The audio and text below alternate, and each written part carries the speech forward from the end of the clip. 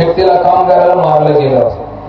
त्या समयाला ते धारतेचं निधन झालं, बिचाराचं वाईट झालं. परंतु त्याच्या जागेवरती तो जे काम करत होता, शासकीय नोकरी होती त्याला, त्या नोकरीच्या जागेवरती त्याच्या जागेवरती त्याच्या पत्नीला जागा भेटावी, तिथे वेकन्सी झालेली आहे, ती पत्नीच्या द्वारा भरून निघावी यासाठी दादाकडे शिफारशी घेऊन लोक आले होते.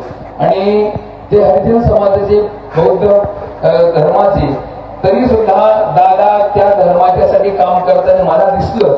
मग मला हा प्रश्न पडतो की मूर्ख लोक का विनाकारण एका जातीच्या साठी दादाला बदनाम करतात किंवा दादा एका जातीसाठीच लढतात. नाही, वसुधैव कुटुंबकाची जी भावना ज्ञानोबरायानं आधी उपनिषदाने दिलेली आहे, त्या भावनेलाच दादा घेऊन जगत आहेत.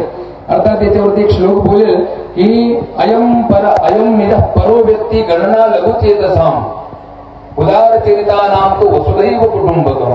अरे छोटे दिल वाले जो होते हैं ना, अपने दिल में अपने माँ बाप को भी रखते नहीं है तो दुनिया को क्या रखेंगे. लेकिन दादा के जैसे लोग इस दुनिया को भी अपने दिल में रखने की कयामत रखते हैं.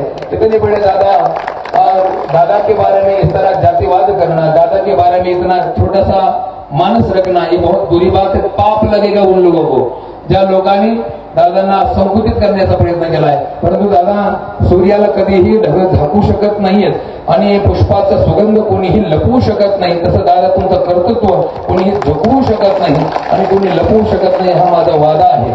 आणि भगवान परमेश्वराकडे माझं निरंतर हेच मागणं असतं की या देशामधले जे चांगले होणारे लोक आहेत हे निरंतर आपलं कार्य करत राहावं. कारण रामाला रामाची पत्नी आणण्याच्यासाठी युद्ध करावं लागतंय आणि विभीषणाला न युद्ध करता सोन्याची लंका भेटते.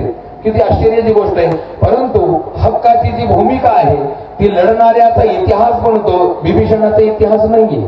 विभीषण हा शरणागत म्हणून इतिहास आहे, पण विभीषणाचं राज्य नसतानाही विभीषणाला देण्याची ताकद रामामध्ये आहे. म्हणून रामायणाला आजही लोक हजारोनी गर्दी करतात. ही महत्वाची भूमिका आहे. म्हणून दादांच्या साह्यानं आज या ठिकाणी मी भगवान परमेश्वराला प्रार्थना करतो की दादांना ते बळ भेटो की ज्या बळाच्या माध्यमामधून अबलांना सदैव सबल करण्याचा प्रयत्न दादा करतायत. निर्बलांना, दुर्बलांना, पिछड्यांना पुढे